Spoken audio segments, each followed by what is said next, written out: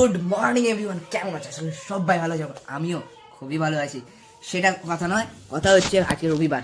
রবিবার মানে একটা ছুটির দিন, একটা আলাদা আনন্দ, আলাদা ফুর্তি থাকেই। সাথে বন্ধুরাও যদি থাকে তো মজাই আলাদা।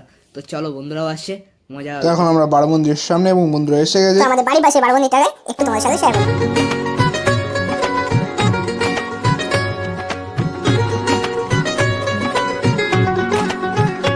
মোর ভাবনারে কি হাওয়ায় মাতালো, দোলে মন দোলে অকারণ হরষে।